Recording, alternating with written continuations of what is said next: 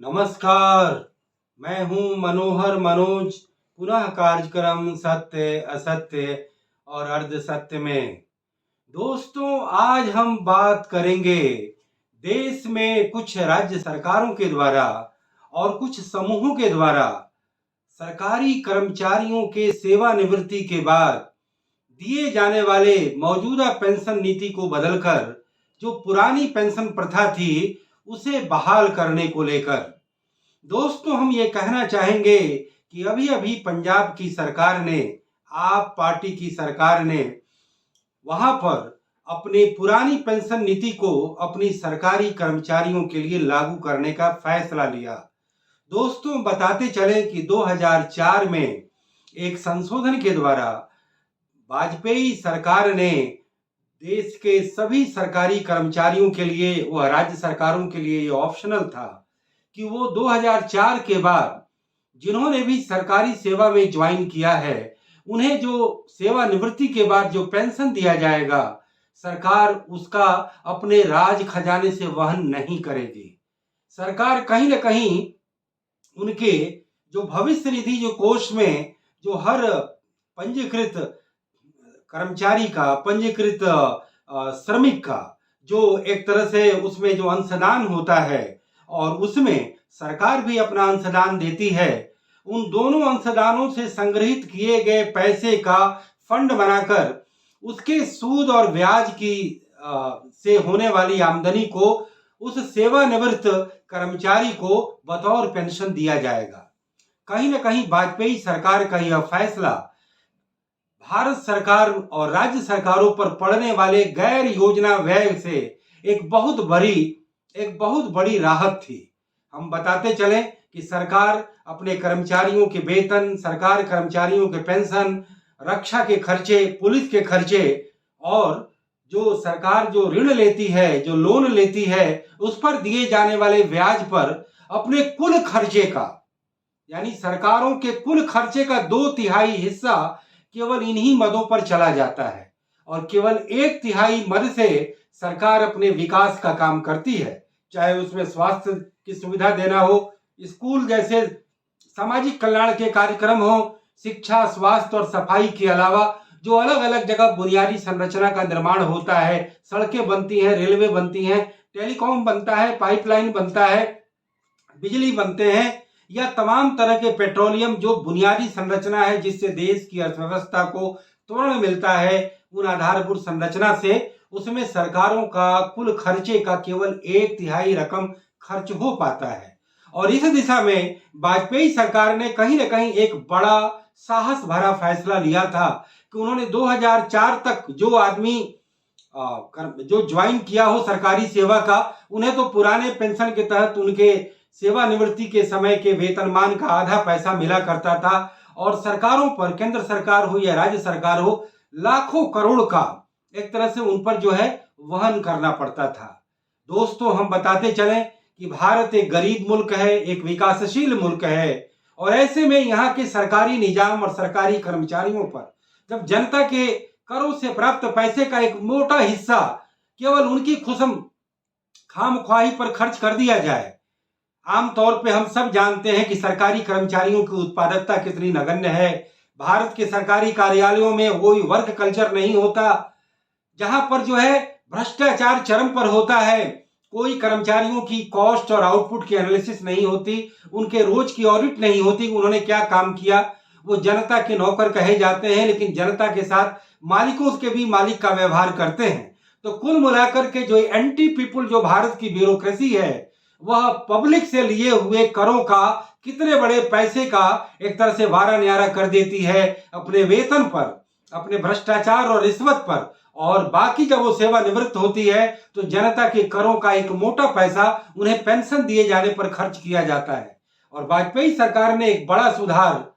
जो लाया था उसके और भी मायने हैं। 140 करोड़ की आबादी में जहां करीब 30 करोड़ आबादी 60 साल से ऊपर की आबादी हो, उन्हें जो है एक सामान्य और न्यूनतम पेंशन देना भी एक तरह से भारत देश में संभव नहीं होता। भारत देश में जहां विषमता की इतनी खाई हो, जहां गैर बराबरीवाद इतने चरम पर हो, जब हम इस देश के हर वृद्ध आबादी को, हर विकलांग आबादी को, हर विधुर और विधवा आबादी को, हर जो है अनाश्रित आबादी को, चाइल्ड लेबर को, जब हम उन्हें समुचित सामाजिक सुरक्षा मुहैया नहीं कर पाते, जिन्हें हम पेंशन देते हैं वो 400 और 500 की अत्यल्प राशि, उन्हें हर माह उस पेंशन का भुगतान नहीं होता, जहां देश में करोड़ों विकलांग अपने विकलांगता के परसेंटेज की कम होने की वजह से बिल्कुल नो वर्क की स्थिति में भी घर बैठे हैं, लेकिन उन्हें 5 या 600 रुपए का मामूली पेंशन नहीं दिया जाता। वहां सरकारी कर्मचारियों को 25,000 से लेकर के 1.5 लाख तक का पेंशन दिया जाए। जो 2004 के पहले के जो सेवानिवृत्त कर्मचारी हैं उनके पेंशन 1.5 लाख तक मिलता है। और ये भारत जैसे गरीब मुल्क में होता है जहां पर की विषमता की और गैर बराबरी की खाई इतनी ज्यादा है। भारत के लोकतंत्र में कहना होगा कि वेस्टेड इंटरेस्ट की इस तरीके से बोलबाला है कि वो अपनी बातें मनवा लेते हैं। नौकरशाही का एक अथॉरिटेरियन गवर्नमेंट भी, नरेंद्र मोदी की अथॉरिटेरियन गवर्नमेंट भी भारत के नौकरशाही के भ्रष्टाचार को नहीं रोक पाई है। जो पॉलिटिकल मास्टर्स और मंत्रियों से जुड़ा हुआ ब्यूरोक्रेसी है वो तो 24 घंटे एक्टिव मोड में रहता है, बाकी दूर दराज की वो ब्यूरोक्रेसी वह 8 घंटे मुकर्रर समय में केवल 6 ही घंटे काम करती है, अब अनुपस्थित रहती है। और सरकारी कॉलेजों और विश्वविद्यालयों का तो आलम ही कोई और है। वहां तो अभी पिछले 3 साल कोरोना काल चला, वहां पर अस्थायी रूप से कोरोना काल होता है। एक 2.5 3 लाख सैलरी लेने वाला प्रोफेसर वह दिन में 2-3 क्लास करने की भी जहमत नहीं उठाता, कोई उनका माई बाप नहीं है। यानी कि सरकारी नौकरियों के लिए इसलिए तो इतना ज्यादा दबाव पड़ता है कि वहां जब एक बार चले जाएंगे तो मोटी तनख्वाह मिलेगी, बाद में मोटा पेंशन मिलेगा और काम की कोई ऑडिट नहीं होगी। काम करो या न करो सब बराबर है, बस एक बार नौकरी में चले जाना चाहिए। इस माहौल में, उस देश में जहां पर कि करोड़ों करोड़ों आबादी को भविष्य में बुढ़ापे का कोई गुजारा नहीं होता, कोई उनका जो है रखवाला नहीं होता, जहां हम उन्हें कम से कम आज के इस महंगाई के दौर में हर माह 1000 से 1500 पेंशन दें। और उस आप पार्टी की सरकार ने पंजाब में कहीं ना कहीं वोट बैंक के लिए अपना जो है एक ये पुरानी पेंशन नीति का फैसला लिया। गाहे बगाहे कर्मचारी यूनियनों के द्वारा हम उत्तर प्रदेश के भी,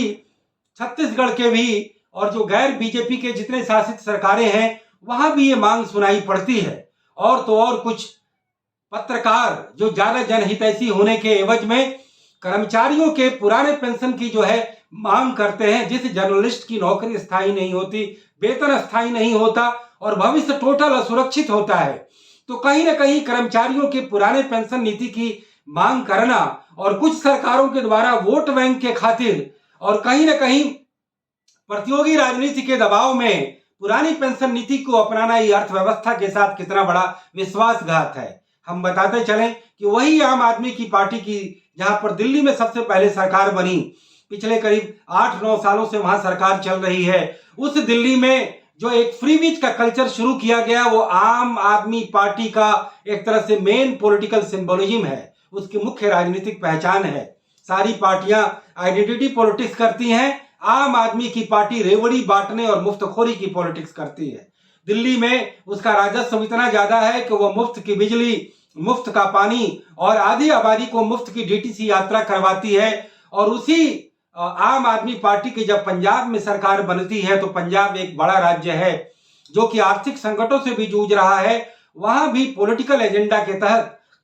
वहां के कर्मचारियों को पुरानी पेंशन नीति पे लाकर कर्मचारियों का एक कहीं ना कहीं जो एक वोट बैंक है या कर्मचारियों का एक जो वेस्टेड इंटरेस्ट है या कर्मचारियों का जो एक बड़ा इस डेमोक्रेसी में प्रेशर ग्रुप है उसके वोट को साधने का काम किया है। हम बताते चलें कि कहने के लिए लोकतंत्र है, लेकिन सारे राजनीतिक दल हमारे भारत के लोकतंत्र में केवल शॉर्टकट के काम करते हैं, वो काम करते हैं जो उन्हें अगला चुनाव जिताने में ज्यादा प्रमुख भूमिका निभाए। जो प्रैग्मेटिक पॉलिटिक्स करते हैं, जो रियल पॉलिटिक्स करते हैं, उन्हें यह मालूम है कि इस चुनावी राजनीति में हर 5 साल होने वाला इस चुनावी जश्न में सरकारी कर्मचारियों की भूमिका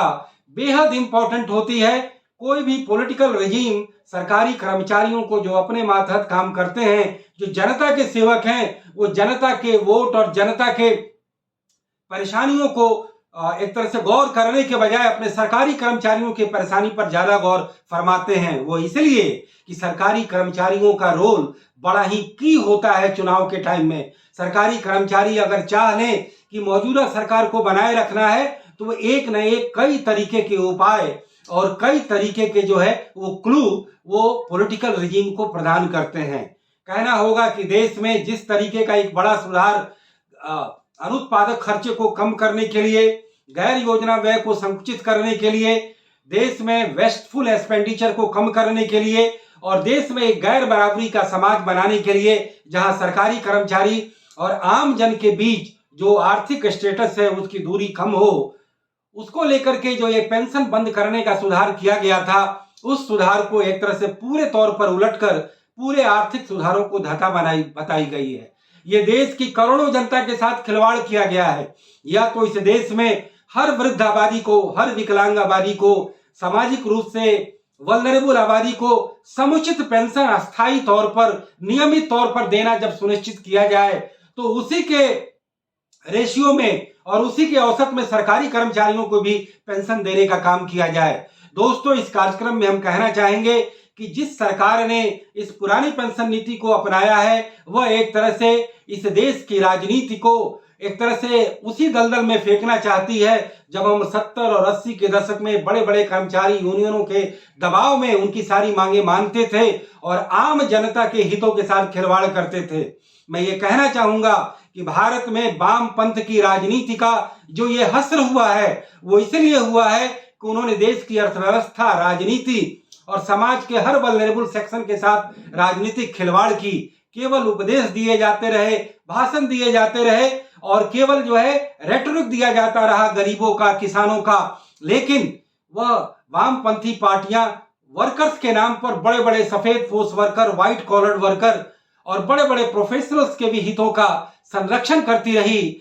और जो ब्लू कॉलर, जो करोड़ों की असंगठित आबादी है, उनके हितों का एक तरह से इनकार करती रही, उनसे जो है कहीं ना कहीं दुत्कार करती रही। क्योंकि हम कहना चाहेंगे कि भारत सरकार के राज खजाना जैसा होगा उसी हिसाब से समाज के विभिन्न तबकों को उसका पारितोषिक प्राप्त होगा। जब हम देश में करीब करीब 20 करोड़ से लेकर के 30 करोड़